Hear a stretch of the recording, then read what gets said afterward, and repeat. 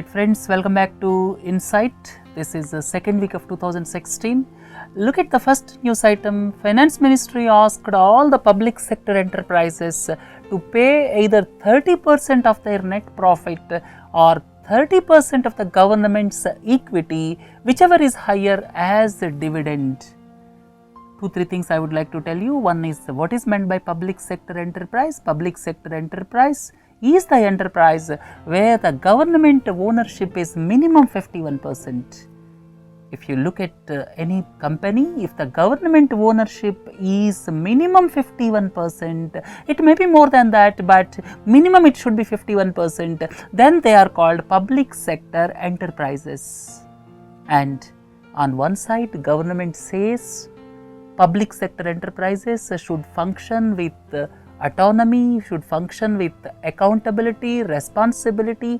But on the other side, by giving such type of instructions, government is interfering in the affairs of public sector enterprises. Dividend is not uniform. It will be declared by the companies depending on their profits.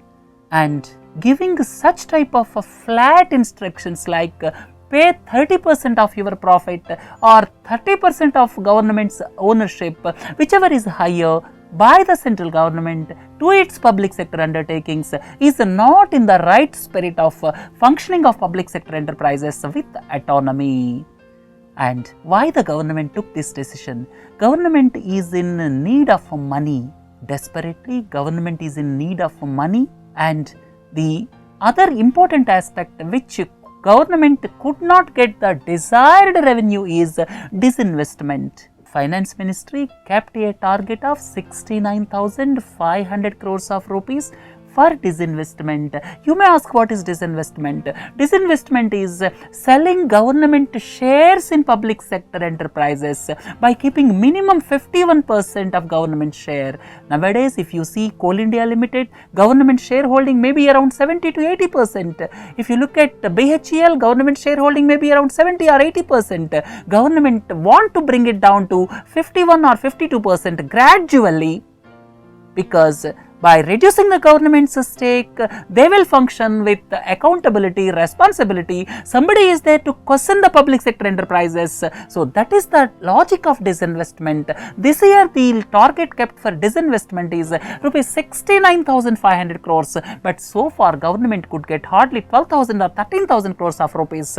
And now government is in need of money. Desperately, government issued these instructions to public sector enterprises to pay dividend at flat rate, which is not in the right spirit if you look at the autonomy of public sector enterprises.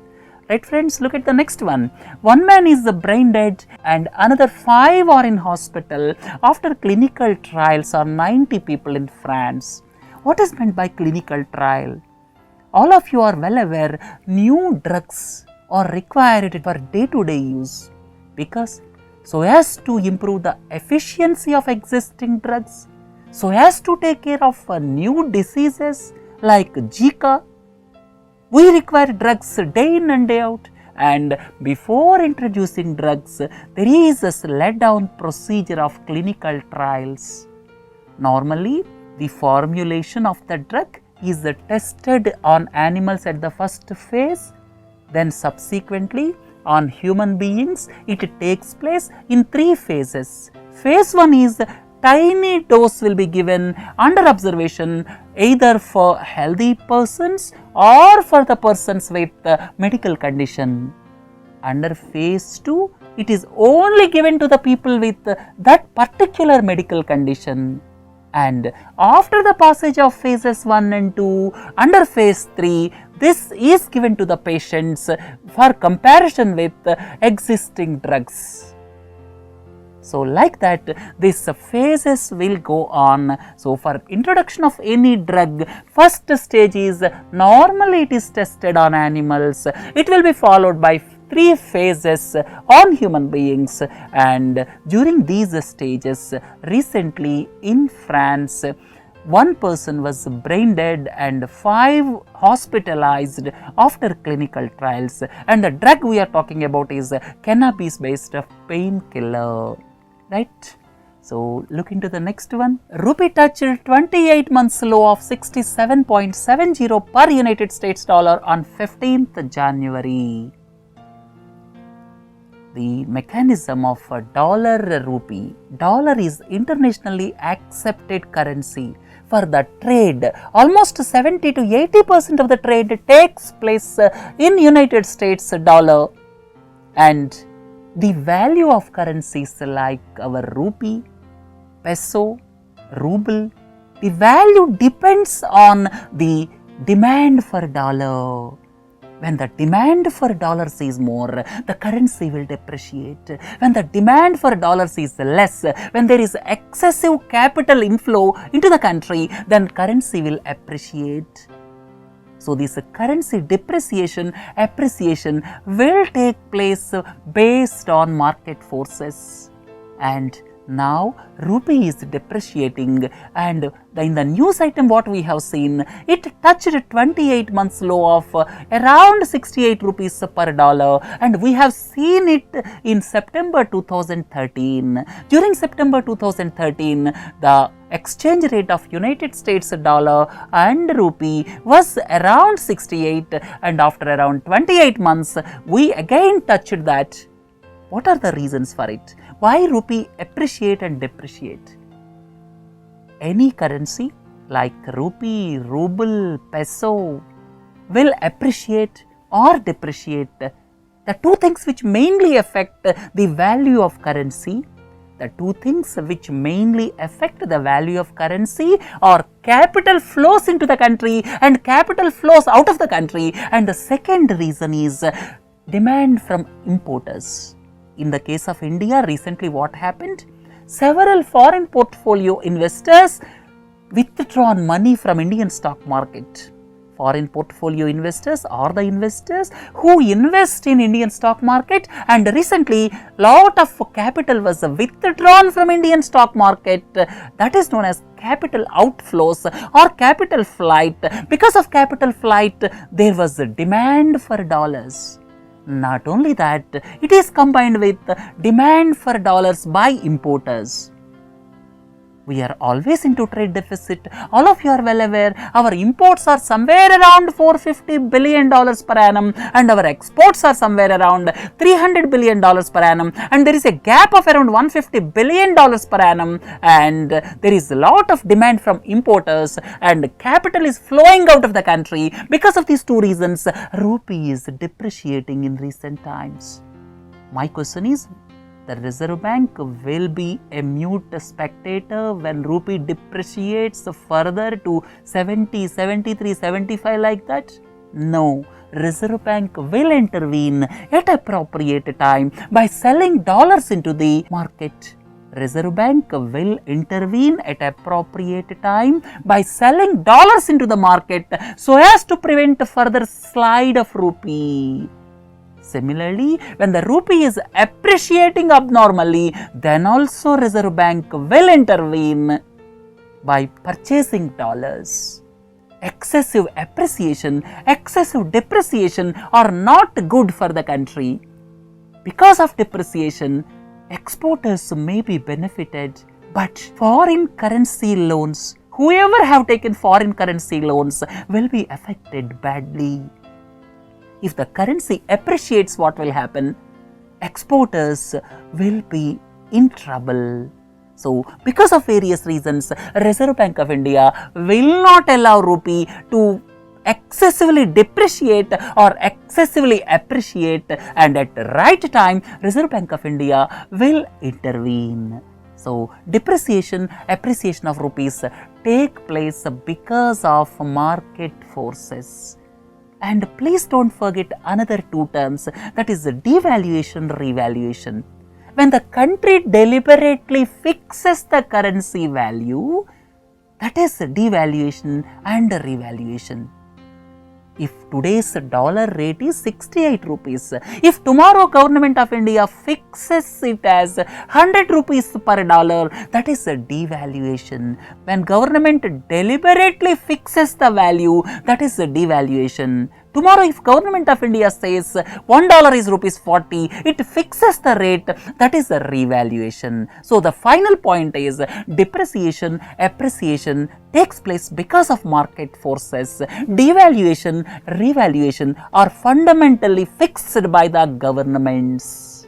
Right? So we have discussed a lot about depreciation, appreciation. Let us move on to the next point. 60-day economic emergency was imposed in Venezuela. Venezuela, the country most talked about with regard to the socialistic pattern of society, is very much in trouble now. The fall in oil prices has taken the toll of another country, you can say. And if you look at this country, the economy recently shrank by around 5%, GDP contracted by around 5%, and in the recent elections, opposition won the majority in legislature.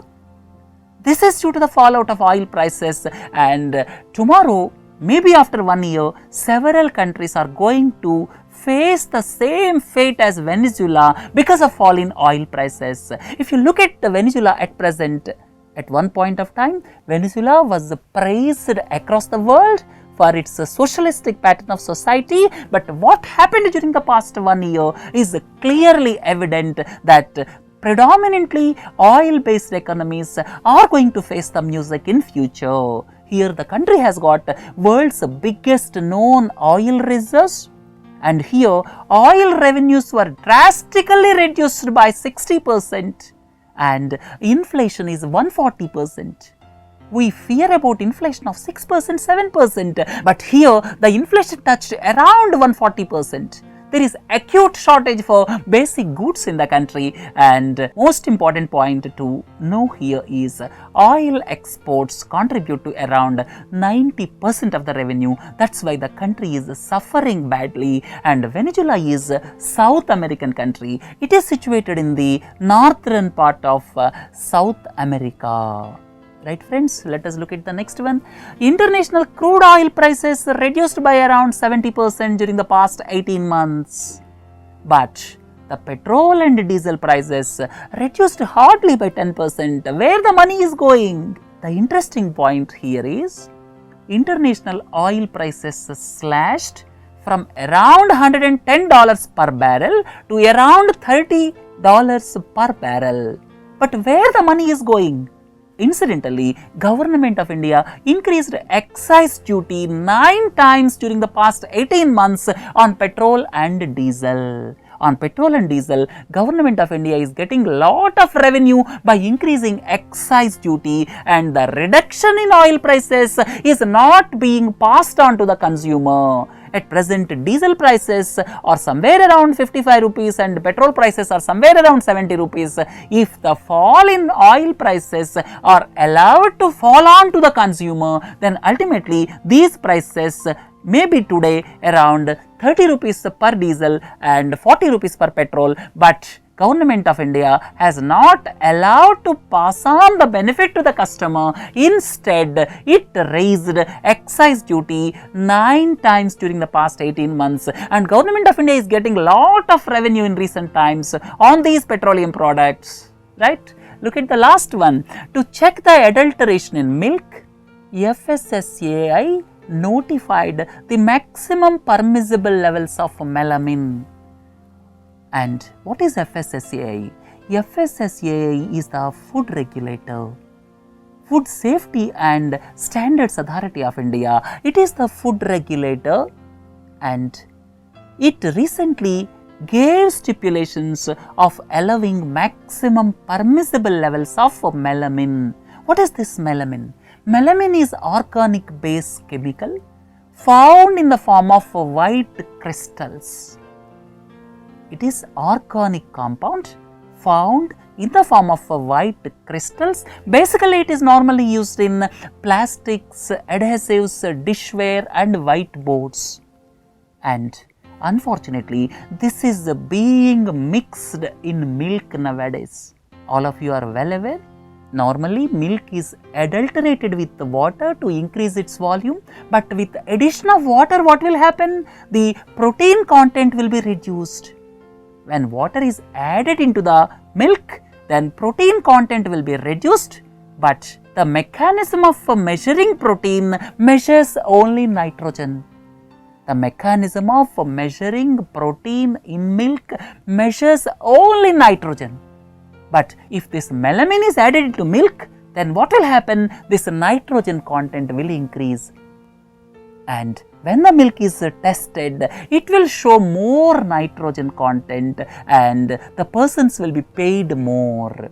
So, apparently to increase the nitrogen content so as to create impression that the milk is rich in protein, this melamine is added. It is white crystal and it is added into milk. Because of addition, what will happen? It will show more nitrogen and as such it will give an impression that apparently it is rich in protein content. But what will happen when melamine is added? When melamine is added, for the persons whoever are consuming it, that may give rise to kidney stones. Right friends, this is all about melamine, and keeping this in view, FSSAI recently stipulated maximum permissible levels of melamine. Right friends, with this let us conclude the insight of this week, and please to join for other modules. Have a nice day. Thank you.